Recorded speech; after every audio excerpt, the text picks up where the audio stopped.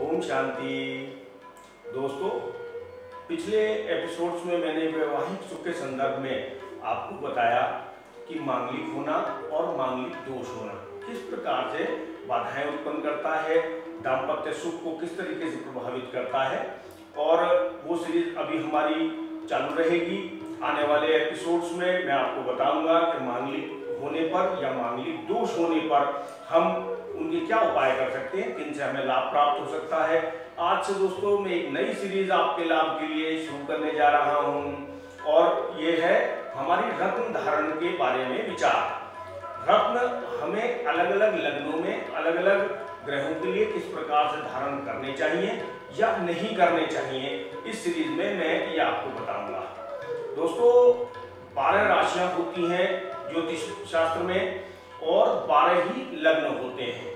12 लग्नों की भिन्न लग्नों की भिन्न विशेषताएं होती हैं। लग्न क्या है? लग्न है आदमी का स्वयं का व्यक्तित्व। उस व्यक्तित्व को निखारने के लिए हमें जो आने वाली परेशानियां हैं जीवन में, उनको सुधारने के लिए रत्नों द्वारा हम किस प्रकार उपाय कर सकते हैं, इस विषय में मैं आपको बताऊंगा। तो आज सबसे पहले मैं लेने जा रहा हूं दोस्तों मेष लगन। और मेष लगन जिस तरीके से अभी आप देख रहे हैं इस चार्ट में, नंबर 1 यदि यहां लिखा हुआ होता है तो ये मेष लगन कहलाता है। यह हमारे ज्योतिष शास्त्र में सबसे पहली राशि होती है और इस नंबर 1 सूचित करता है व्यक्ति का लग्न मेष है। और मेष लगन का जो मालिक है, जो स्वामी ग्रह है, वह मंगल कहलाता है। इस लगन की जन्म कुंडली में जो त्रिकोण के स्वामी होते हैं वो होते हैं पंचमेश, सूर्य सिंह लग्न का, और बृहस्पति यानी धनु राशि का स्वामी। तो दोस्तों, अब हम सबसे पहले चर्चा करेंगे आज मंगल के बारे में कि मंगल का रत्न हमें किन अवस्थाओं में धारण करना चाहिए या नहीं करना चाहिए, मतलब लग्नेश का लग्न।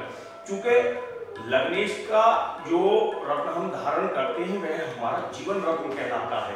हम जीवन भर भी यदि चाहें तो उसके रत्न को धारण किए रह सकते हैं, परंतु उसकी अवस्था हमें जरूर देखनी होगी दोस्तों कि वो ठीक जगह पर बैठा हुआ है मंगल या नहीं।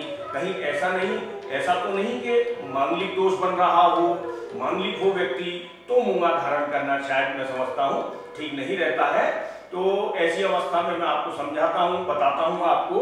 देखिए, लग्न में यदि मंगल बैठा हो तो व्यक्ति मांगलिक होता है। चतुर्थ भाव में बैठा हुआ मंगल यहाँ पर नीच का हो जाएगा तो भी व्यक्ति मांगलिक होता है। यदि सप्तम भाव में बैठा हुआ हो मंगल तो भी व्यक्ति मांगलिक होता है। अष्टम भाव में यदि मंगल बैठा हुआ हो तो भी व्यक्ति मांगलिक होता है। और 12वें यानी व्यय भाव में बैठा हुआ हो मंगल तो भी व्यक्ति मांगलिक होता है। मांगलिक दोष के बारे में मैंने आपको पहले बताया था कि मांगलिक दोष कब उत्पन्न होता है। मांगलिक दोष यदि किसी की कुंडली में हो तो हमें मूंगा रत्न धारण नहीं करना चाहिए। तो आइए मैं आपको बताऊं कि हमें मंगल का रत्न मूंगा कब धारण करना चाहिए। देखिए, अगर मंगल हमारे लग्न में बैठा हुआ हो तो यहाँ स्वराशि का मंगल होगा मेष लग्न में, तो ऐसे में मंगल खुद ही बहुत बलवान होता है। तो मैं समझता हूँ यहाँ पर बैठे मंगल का हमें रत्न यदि हम धारण ना भी करें तो कोई विशेष खास फर्क नहीं पड़ता। और दूसरे भाव में यदि मंगल बैठा हुआ हो तो हम तब भी मांगलिक कहते हैं। इसलिए यहाँ पर बैठे हुए मंगल के लिए भी हमें मूंगा रत्न धारण नहीं करना चाहिए। और चतुर्थ भाव में यदि मंगल बैठा हुआ हो, हालांकि यहाँ पर बैठा हुआ मंगल नीच का है लेकिन यह मांगलिक दोष बना सकता है, तो इस वजह से तब भी हम मंगल का रत्न धारण ना करें। और दूसरे, मंगल यदि अपने पक्के घर, तीसरे घर यानी भाई बहन के पराक्रम के भाव में बैठा हुआ हो तो भी हमें मंगल का रत्न मूंगा धारण नहीं करना चाहिए। और पंचम भाव में यदि मंगल बैठा हुआ हो तो हम मंगल का रत्न मूंगा धारण कर सकते हैं। मंगल का रत्न मूंगा कितने वजन का धारण करें ये भी मैं अभी आपको बात बताऊंगा। षष्ठम भाव में यदि मंगल बैठा हो तो भी हमें नहीं करना चाहिए।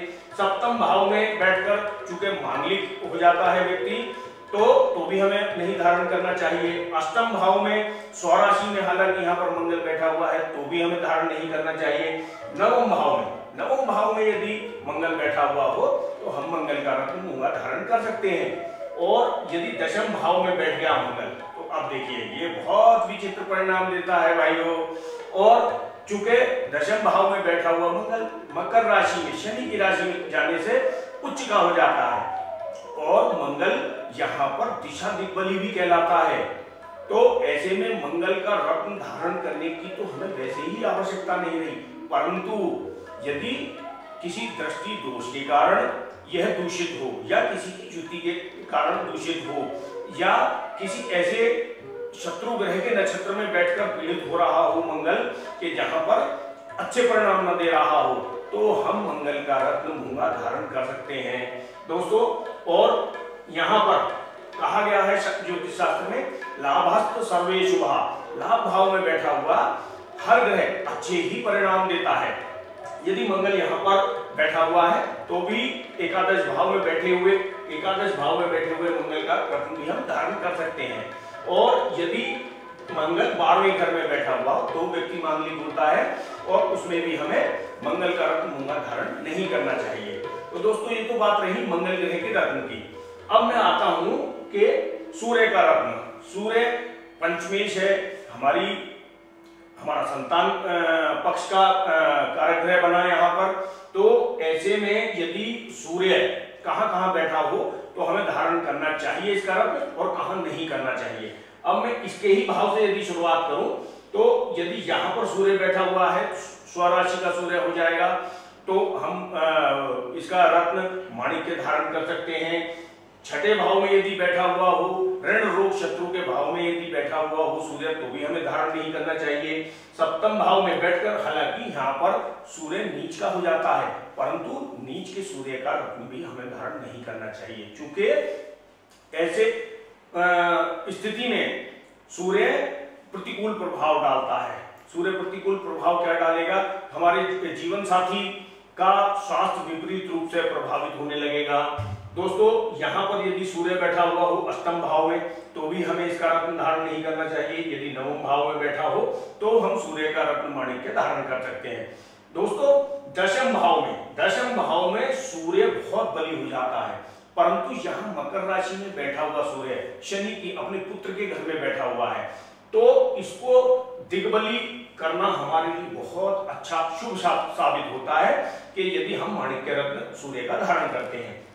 एकादश भाव में बैठे सूर्य का भी हम रत्न धारण कर सकते हैं, परंतु द्वादश भाव में बैठे हुए सूर्य का रत्न धारण हम कतई न करें, क्योंकि सूर्य यदि द्वादश भाव में 12वें भाव में जाके बैठता है, व्यय के भाव में जाके बैठता है तो हमारे खर्चे बढ़ा देता है, राज्य पक्ष से हमें दंड की संभावना बन जाती है, हमारे जेल जाने तक के आसार बन सकते हैं। तो ऐसी स्थिति में हमको सूर्य का रत्न माणिक्य धारण नहीं करना चाहिए।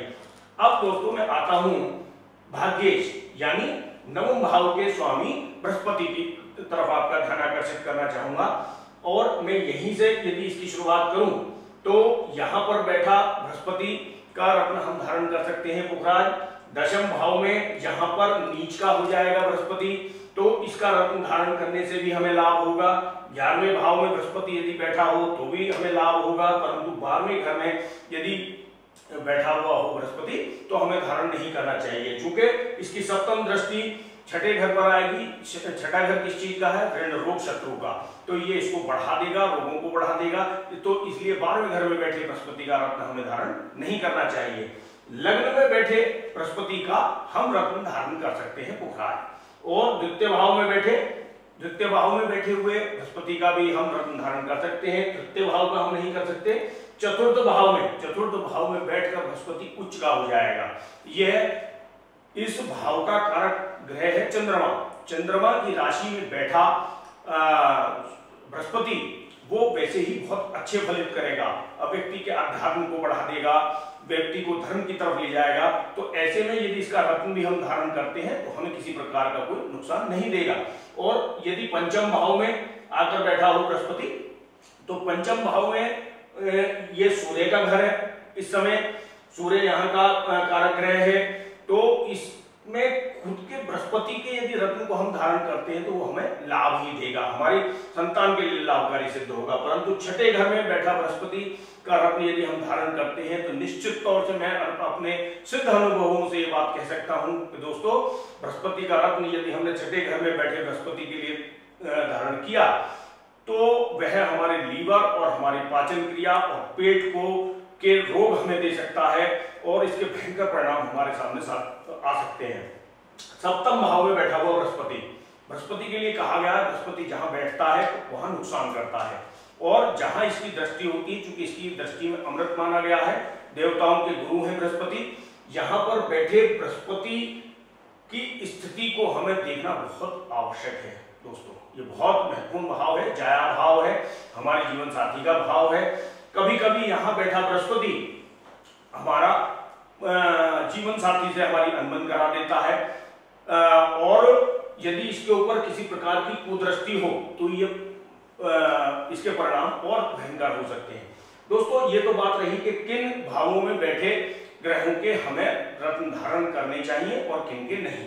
दोस्तों, अब मैं आता हूं इस बात पर कि कितने वजन का रत्न हमें धारण करना चाहिए। तो दोस्तों, मैं आपको बताऊं, कुछ विद्वानों की मान्यता ये रहती है कि हमको व्यक्ति के जातक के वजन के हिसाब से प्रति 10 किलो के हिसाब से एक रत्ती धारण कराना चाहिए। परंतु दोस्तों, ये धारणा मेरी मान्यता में बिल्कुल गलत है।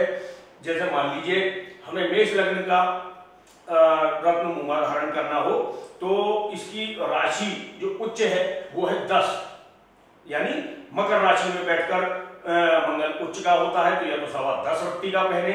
इसकी स्वराशि 2 है, मेष और वृश्चिक, तो वृश्चिक के अंक 8 यानी 8.25 रत्ती का यदि मूंगा हम धारण करते हैं। मूंगा को किस वस्तु में धातु में धारण किया जा सकता है? तांबा और सुवर्ण यानी सोना, ये दोनों ही धातुएं इसके लिए सुटेबल होती हैं। तो हम तांबे में अथवा सुवर्ण में बड़े आराम से इसको धारण कर सकते हैं, हमारे लिए लाभकारी सिद्ध होगा। अब आते हैं दोस्तों हम पंचमेश यानी सूर्य का रत्न है माणिक्य।